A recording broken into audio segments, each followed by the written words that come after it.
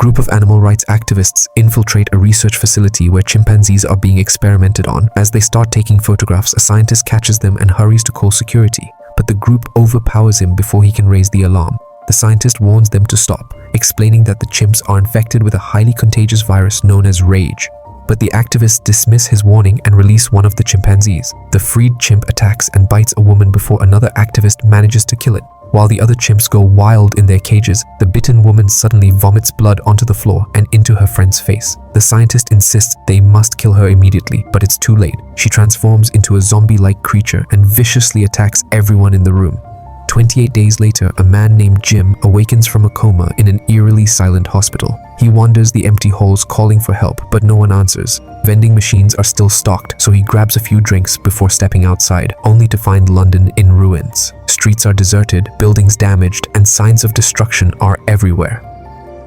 Jim eventually enters a church, where he is horrified to find the pews filled with rotting corpses. When he calls out, a few corpses suddenly stir, staring at him with lifeless eyes. An infected priest emerges from the shadows, forcing Jim to hit him with a bag full of cans, but the priest is unaffected and continues to pursue him. Soon, more infected pour from the church, forcing Jim to sprint through the streets until he reaches a gas station, where two survivors, Mark and Selena, hurl Molotov cocktails at the pursuing creatures. Once Jim reaches safety, they blow up the entire gas station to wipe out the remaining infected. Mark and Selena take Jim to their hideout, where Selena tells him that a deadly virus escaped from a research facility and spread rapidly, turning people into violent, infected, and collapsing all of British society. Most of the population is either dead or infected, the military was overrun, and the government no longer exists. Jim insists on visiting his parents, and Mark and Selena agree to accompany him for safety. The next morning, they walk through eerily silent streets until they reach Jim's childhood home, where he finds his parents have taken their own lives to avoid infection. Jim cries as Selena and Mark remind him that his family died peacefully, unlike theirs, who turned into monsters before their eyes. They spend the night there, but Jim can't sleep and begins watching old family videos. The light from the TV gives away their location, and two infected smash through the window. Jim fights back and calls for help. Selena and Mark rush in and manage to kill the attackers.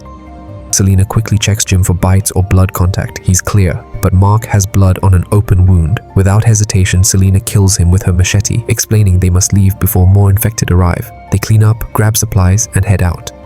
Selena warns Jim that in this world, if someone is infected, even a loved one, they must be killed instantly. Later, they notice flashing lights from a nearby apartment and decide to investigate. The lobby is barricaded with shopping carts, but they climb over and head upstairs. Midway, they hear the screeches of infected breaking in below, also climbing over the barricades. They race upward until the stairway is blocked by a man in protective gear. He shouts his apartment number and location before holding off the infected with a riot shield and a bat. Jim and Selena reach the apartment, but the girl inside refuses to open the door until the man returns safely.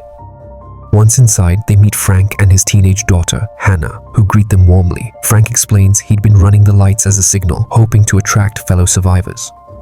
The next morning, Frank shows Jim the buckets on the rooftop. They've been collecting rainwater, but it hasn't rained for some time, and supplies are dwindling.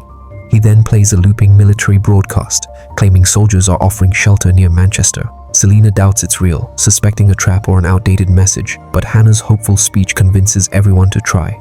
They load Frank's taxi with supplies and drive through London's wreckage. After several hours of driving, they finally reach Manchester, engulfed in flames. When they arrive at the blockade mentioned in the radio broadcast, they find military trucks and equipment, but no sign of life. Selena suggests they leave, but Frank refuses to give up hope and continues searching. His frustration grows until he hears a crow perched on a wall, pecking at a zombie corpse. Frank angrily kicks the wall to scare it away, but the movement dislodges a drop of infected blood, which falls directly into his eye. Realizing what is about to happen, Frank tells Hannah he loves her and warns her to stay away. She tries to approach him anyway, but as the virus rapidly takes hold, Frank shoves her aside and retreats as he begins to transform. Selena orders Jim to kill Frank while she restrains Hannah, but Jim hesitates, unable to harm his friend. Before Frank can attack, a squad of soldiers suddenly appears and shoots him dead within seconds. The soldiers escort the remaining survivors to a heavily fortified mansion deep in the woods, where a handful of military survivors have established a base. Their leader, Major West, greets them warmly, offering food and hot showers. Once they've settled, Jim approaches West to ask about the infection. West explains there is no cure and shows Jim a chained infected soldier in the courtyard, claiming he wants to study how long it takes for a zombie to starve, which he believes could be key to ending the crisis. That evening, the group joins the soldiers for dinner, when suddenly the mansion's alarm sounds and the soldiers rush outside to repel an incoming zombie attack. The soldiers get into position, unleashing gunfire and explosives that quickly annihilate the incoming zombies. When the men return inside, Mitchell attempts to force himself on Selena. Jim intervenes, but Mitchell easily overpowers him due to his combat training until Sergeant Farrell steps in and stops him. West arrives, orders the soldiers to back down, and later privately speaks with Jim. He reveals that a few days earlier he stopped a soldier named Jones from taking his own life by promising the men he would bring women to the base so they could repopulate the world after the infected starved, which was the true purpose of the radio broadcast. Horrified, Jim tries to flee with Hannah and Selena, but the soldiers quickly capture them. Farrell, who also disagrees with West's plan, is taken prisoner alongside them. While locked up, Farrell suggests the infection likely hasn't crossed the seas and that Britain might just be under quarantine to contain it. This gives Jim renewed hope. At dawn, Mitchell and Jones take Jim, Farrell, and another prisoner to the forest for execution near a heap of corpses. Jones wants to shoot them quickly, but Mitchell prefers stabbing them to prolong the suffering. Jones fires anyway, killing Farrell and wounding Mitchell in the arm. While they argue, Jim slips away and hides among the pile of bodies until the soldiers are distracted. He then escapes by jumping over the compound wall, leaving his shirt behind. Believing he won't survive the zombie-infested woods, the soldiers decide not to pursue him. Alone in the forest, Jim sees a jet flying overhead, proof that Farrell's theory was correct and the outside world is still intact. Inside the mansion, the soldiers decide to dress Selena and Hannah in fancy clothes to prepare them for a night of breeding, when suddenly the alarm blares through the building. Jim has deliberately triggered it at the blockade to cause a distraction. West and another soldier rush to investigate while Jim stealthily moves around the area, ambushes one soldier, and knocks him out. West soon notices his partner is missing and finds him dead inside a jeep. He fires randomly into the surroundings, then attempts to escape in the vehicle, only to discover it's been sabotaged. At that moment, a zombie leaps onto the jeep. West shoots it dead, then exits the jeep and eliminates more incoming zombies before retreating to the mansion. While West is away, Jim returns to the mansion carrying a weapon he stole from the jeep. He heads straight for the chained zombie and releases it. The freed creature bursts through a window and attacks the soldiers guarding the girls. Selena seizes the moment to drag Hannah to safety while the zombie vomits blood onto a soldier, turning him into one of the infected. The zombie then chases Jones and the newly turned soldier joins the pursuit. Selena and Hannah try to escape the house, but Mitchell blocks their path. Just then, Jones runs past with the zombie still after him. Mitchell sends another soldier to assist Jones and chooses to stay with the girls. Jones hides in the kitchen while Jim watches all this from outside. When the zombies leave, Jones attempts to flee, but Jim intercepts and kills him. Upstairs, Hannah escapes from Mitchell's grasp and ducks into the changing room, where she spots a picture of her father among her belongings.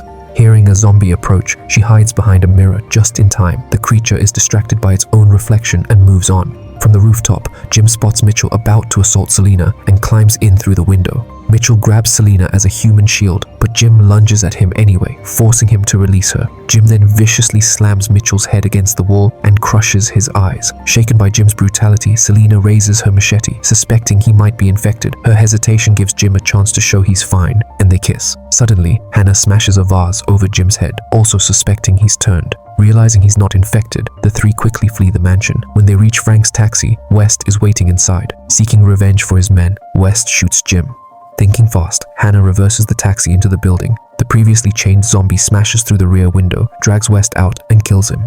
Hannah then drives forward and picks up Jim and Selena on the way out. The mansion gates are locked, but Hannah crashes through them. 28 days later, Jim, Selena, and Hannah are living in a peaceful countryside cottage. Selena has spent her time sewing together large pieces of fabric. When the sound of an airplane echoes overhead, they rush outside and spread the fabric across the ground, revealing giant letters spelling hello. The pilot spots it, circles back, and prepares for their rescue. 6 months later, in a remote countryside cottage, Dawn and Alice hide with a small group of survivors. Though temporarily safe, Alice is still haunted by worry for their children who were away on a school trip when the crisis began. One evening during dinner, frantic banging shakes the door. Outside stands a terrified boy, begging to be let in. Armed with a crowbar, Dawn opens the door cautiously, quickly drags him inside and slams the door shut. While Alice comforts the child, Karen slips outside to look for her boyfriend. Almost instantly, an infected bursts out of nowhere and bites her arm. Jacob drags her back in, but she turns feral and lunges at him. Dawn smashes her skull with the crowbar to save Jacob. The group scatters as more infected swarm the cottage through the windows. Alice and the boy run upstairs, while Jeff, Sally, and Jacob flee to the barn. Jeff holds the barn door shut so the others can escape. Meanwhile, Don kills one of the infected but loses his crowbar in the struggle and races upstairs to find Alice. Back in the barn, the door finally gives way and the infected overpower Jeff. Sally freezes in horror as her husband is torn apart. Jacob drags her toward the second floor, but an infected grabs her before she can climb and Jacob slams the trapdoor shut.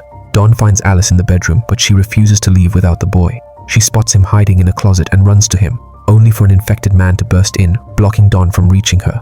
Alice screams for help, but Don slams the bathroom door on her and climbs out the window, leaving her behind. From the upstairs window, Alice watches him run just before she is overwhelmed by the infected. Don sprints toward the river where Jacob is preparing a boat. Don leaps in, but Jacob falls into the water.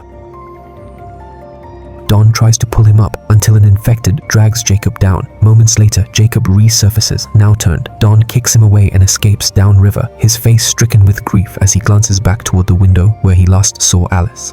28 weeks later, every infected person in Britain has starved to death. An American-led NATO force assists in Britain's repatriation effort. US Army sniper Sergeant Doyle keeps watch over the area while joking via radio with his friend Flynn, who is a helicopter pilot. Meanwhile, a transport plane lands at the airport, bringing back British citizens who escaped the outbreak. Among them are Tammy and Andy Harris, who are taken to District 1, a secure quarantine zone where they reunite with their father, Don, who now works as the district's caretaker and lives in a spacious penthouse. He explains that they'll be moved to a new house in a couple of months but cannot return to their old home due to security concerns. When Andy asks about their mother, Don lies, saying he saw Alice in critical condition but was too late to save her. The next morning, the children sneak out of the safe zone. Doyle spots them and radios it in. Tammy and Andy wander through the city, savoring their freedom. They find a motorbike outside a pizza restaurant and Tammy retrieves its keys from a corpse inside. Riding through the empty streets, they eventually reach their old home. Tammy and Andy retrieve a hidden spare key and collect clothes and personal items, including a photo of Alice. Andy hears a creak from the attic and investigates, where he finds rotting bowls of food and drawings on the walls. He then spots a shadowy figure who appears to be Alice. Andy hugs her mother tightly, while soldiers arrive and capture them all. Alice is brought back to District 1, stripped and bathed for decontamination, then strapped to a bed surrounded by armed guards. Scarlett questions her survival, but Alice says nothing. When Scarlett rolls up her sleeve to draw blood, she finds a bite mark on her hand. Blood tests confirm she's infected yet immune and without symptoms. Scarlett tells General Stone that Alice may possess a natural immunity, but she's still a carrier. General Stone orders Alice's execution, ignoring Scarlett's plea to study her for a cure. While Alice is still restrained, Don sneaks in, weeping as he apologizes for abandoning her at the cottage. She forgives him, and in a surge of emotion, they kiss. In a matter of seconds, Don gets infected. Vomiting blood and convulsing, he turns violent and savagely kills Alice. The newly infected Don rampages through the facility and spreads the virus. Stone orders Code Red and full lockdown of District 1. In the detention room, a soldier watching over Tammy and Andy tries to reassure them and leaves to check things out. But moments later, he returns infected and enraged. Scarlett shoots him dead, then grabs the children and leads them away through the chaos. In District 1, residents are being evacuated to a designated secure zone. Scarlett tries to secure Tammy and Andy, but the soldiers reject her request. Amid the chaos, Andy is pushed by the crowd and becomes separated from both Tammy and Scarlett. The residents are herded into a parking garage for safety, but panic sets in when the soldiers lock the doors. Andy finds a secluded spot to rest, when suddenly the power goes out, leaving the frightened group in complete darkness. A fire exit door begins to rattle violently, drawing the attention of Andy and another man nearby. Andy approaches cautiously, while the man shines a flashlight on the door. Andy is stunned to see his father Don, now infected and monstrous, pounding on it. Don attacks the man with the flashlight, spewing blood into his face, then lunges toward another person. The newly infected man becomes violent and panic erupts as the infection spreads rapidly. Some residents force open the locked doors, spilling out into the open. Soldiers fire at the infected, but the confusion makes it hard to distinguish targets. Scarlett and Tammy manage to escape the building, witnessing the situation spiral further out of control. General Stone gives the chilling order to shoot everyone, infected or not. Scarlett finds a radio and urgently tells the military to locate and evacuate Andy. Outside, Andy finally emerges from the ventilation system, while Sniper Doyle receives orders to shoot all targets but hesitates, unwilling to kill innocent people. Andy hears a man named Sam urging him toward a warehouse. An infected man charges at Andy, but Doyle shoots him just in time, allowing Andy to escape. Unable to continue killing innocents, Doyle abandons his orders. Inside the warehouse, Andy finds Scarlett and Tammy. Tammy embraces her brother, relieved he's alive, but Andy breaks the news that their father is infected. Sam questions why the military is targeting everyone, and Scarlett explains that if the outbreak can't be contained, complete extermination is the only protocol. They discuss strategies to escape both the infected and the military when Doyle arrives, saying they can avoid the infected under cover of darkness but not the snipers. Doyle leads the survivors outside and contacts Flynn, who warns that Air Force will bomb District 1 to contain the outbreak and instructs Doyle to meet at Regent Park. The survivors climb over the perimeter wall and spot the Air Force flying overhead. They retreat into a tunnel for cover. From his helicopter, Flynn witnesses District 1 being bombed, burning both infected and civilians. Doyle sees the flames racing into the tunnel and leads the survivors out just before it explodes. General Stone receives reports on the firebombing, and surveillance shows some infected have survived, breaking through barricades. By morning, the survivors rest in Regent Park. Andy wonders if their mother might still be alive, but Tammy doubts it.